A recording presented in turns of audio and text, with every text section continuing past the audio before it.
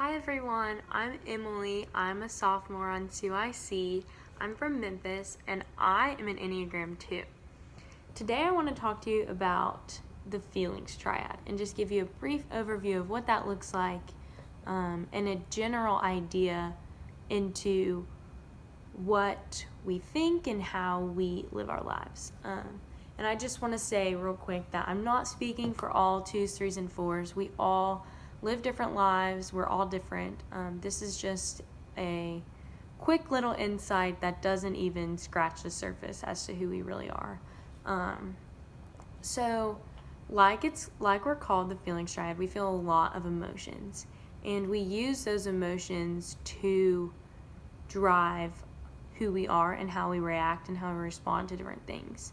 A lot of the times we get those feelings based on how other people respond to us. So we live our lives acting based on how other people see us, if that makes sense. We put our image and our value in other people's responses to us and in how they see us, which often leads to a lot of hurt and shame and pain because we put our value in other people. And when we recognize how this hurts us and how this isn't the way that we're supposed to be living, we can slowly learn to put our image in God and who He made us to be and not how others see us. And we can learn to be ourselves and who God made us to be. Because let's face it, He knows us better than anyone, and He knows what's really in our heart. And so it's not fair to Him to put our value in others because we're saying that we value their opinion more than we value His. So like I was saying, we respond based on how others react to us. So when we get positive feedback or responses, it makes us feel so good about ourselves. Yes, I'm the most successful. Yes, I did it the best. I'm doing good. They like me. I'm doing great. And we keep doing whatever it is that we were doing to receive that praise. And negative feedback can really bring us down. Like most people, it makes us begin to question things like, why do they not think that I'm successful? Why do they not think that I'm the best? Why am I not standing out in such a good way? Like, what did I do wrong? And then there's those times where we get no feedback at all. People just don't respond to us. And that really messed with me a lot. It still does, because it forces us to come up with our own thoughts and our own responses, our own actions, and forces us to be who we truly are instead of just responding to other people. And so having nothing to base our reactions off of, having no one to tell us whether we're doing well or what we needed to improve upon, it's really hard, and it was really hard for me. And like I said, it really makes me think about how I feel. It makes me value my own opinion and showed me that my opinions and my feelings matter just as much as anybody else's. And so if I don't think that I should be doing something even though everybody else is, like, I'm slowly learning, like, it's okay to not be successful in everyone's eyes. It's okay to not be liked by everyone. It's okay to not stand out the most. It's okay. And I think the hardest part about going through all of this was that at the beginning of becoming more self-aware, I guess you could say, I thought, oh, I'm supposed to have this, like, I'm supposed to already know how to do this. I'm supposed to know, like, I'm not supposed to be I'm supposed to know what I'm doing. And I didn't realize how many resources and tools there were to learn about me and to help me understand why I think the way I do and how I can use my own thoughts for good and how I can use them to work for God.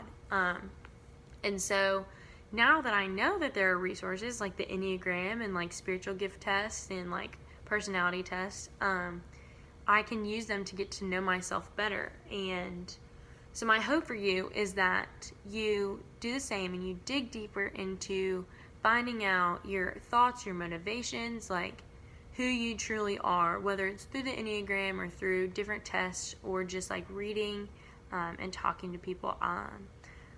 Whatever inspires you to get to know yourself better, because you can't work for Him and you can't glorify God without understanding the way that He puts you here to do it the best, because we all do it differently. And the more we know about how we work and how we can do good for Him, the more that we glorify Him and the more that we are building this wonderful kingdom on earth that He is calling us for. So I pray that you start digging deeper into finding out who you are, whether you're in 6th grade or whether you're a senior in high school. I really hope that you take a second at least today to just look at what are my intentions, what are my thoughts, and reach out, look at your resources. So thank you. 2s are some of the most caring, kind, supportive, upbeat, and tender-hearted people you will ever know. One of their best qualities is loyalty. So if you've got a 2 as a friend, you should consider yourself lucky. 2s are the kind of people you can rely on. They will go out of their way for your needs. Pride is the deadly sin of a 2, which seems odd because they tend to be selfless.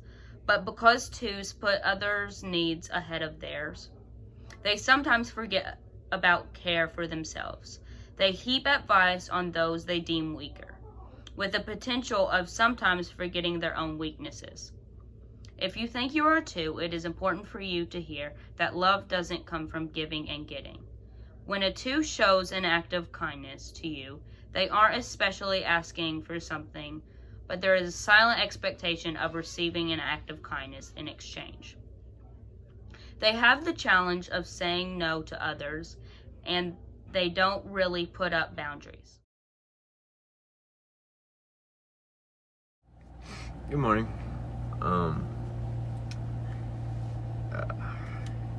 It is currently 5:40 a.m. You might be wondering why I'm awake at this hour, and that is simply because I love football. I'm going to football practice. So yeah. Just a couple things that I wanted to talk about real quickly. Obviously, this whole little virtual retreat thing's going on. I'm sure y'all are sick of hearing how there's so much of uncertainty going on in the world, and there's so much going on that we don't know what's going to happen next. And I understand that. So what I'm going to do is I'm gonna refer to that a little bit, but I'm also not gonna have that as the driving goal. So as I go to these practices, a little uncertainty is that no one really knows if they're gonna pay off. No one really knows if for sure if we're gonna have a football season. No one knows if the reason we're doing all this is for a good reason, and there's a lot of uncertainty, there's a lot of fear within going to these workouts and such, not because of not wanting to do it today, but because you don't know if all of this is going to lead up to anything. You put yourself into it, you put everything you've got into it, but you don't really know. You hope and you pray and you genuinely think it will, but there is a sliver of uncertainty that you just don't know what's going to happen. Sounds a little familiar, right? Sounds a little bit like your walk with Christ, right? It sounds a bit how every day you meet new challenges in your life that's going to affect whether or not your belief is as strong as it should be, you know? And which is okay. It's okay to have days where you're doubting. It's okay to have days where you just don't really know how you stand anymore. But it's all about the experience. It's all about going through that journey, which is going to bring you closer to God. So I feel like, I mean, there's a little bit of a connection there. So most of these videos, I'm pretty sure, have talked about, you know, the Enneagram, you know, things like that. I'm a 2, but I'm not doing a video or a lesson about the 2. I'm doing them about a 3. And so your 3 is your achiever, you know, your person that is constantly trying to make it to the top, trying to kind of get ahead of a person, you know. They're never going to settle for someone. And that's the 3, you know. A lot of your celebrities that have made it to the top are 3s because they're so driven. They're goal driven. They don't like uncertainty things. They're just there for the long haul. And I think if you're going to be doing these little AM workouts and going to things this early in the morning for a certain goal, I think everybody has to have a little bit of a 3 inside them. You know, everyone has to have a little bit of a drive to be better than everyone else out there. I think that's what's so cool about a 3 is that almost every person that drives to achieve anything has a bit of a 3 in them. Now, whether or not that is the main thing that drives their life is different, because some people, that's not how it is for everybody. But I feel like anybody that is willing to get up at this hour of the day and see God's creation at this early, which is not that great all the time, you know, I feel like you have to have a bit of an achiever, a bit of a drive inside you somewhere. And so that's what I'm about, and that's what I'm about to go do. So I hope these video little lessons and this little virtual retreat thing is going well for everybody. I hope everything is going great. So we're just gonna go to practice and probably take a nap after. But I pray that everything works out for everybody, and all these uncertainties, they become they become answers and certains. So yeah, we'll talk to y'all later. See y'all. Hi, my name is Jake. I am an Enneagram Type 4, the romantic individualist. We're very driven by our individuality and what makes us unique and special, and we strive to achieve something different in this world, leave a mark unlike anything else. We want to be authentic in our relationships and our identity, in our passions, and every day working to achieve that authenticity. We're also very in tune with our emotions, as well as the emotions of the atmosphere around us, which can be really helpful in communicating needs and kind of calling out how other people are, in a constructive, helpful way, calling out how people are feeling so we can work with each other.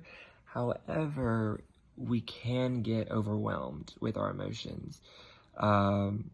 Sometimes dwelling too much in an event or trauma.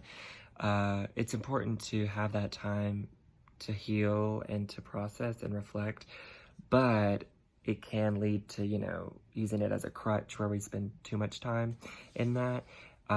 Whereas if we were to channel that energy into action and fulfilling our passions and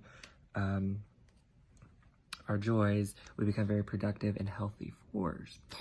A deep feeling that we all feel is shame, whereas we feel like there's something that we don't have that everyone else around us has, and that can be really hindering to our productivity and outlook on life. However, once we acknowledge that, there is peace in my life, there's peace in our lives, and we are special in our own ways, there's no need to compete about that, then we can really be productive and act and do things, which is really important. we're all special, and we all bring something to this crazy table called life. And it's important that we stay productive and healthy, where we can continue to take those dreams and passions and ideas and put them in motion and put them into the only way that we can. So anyway, that's just kind of a rundown of a type 4. Yeah.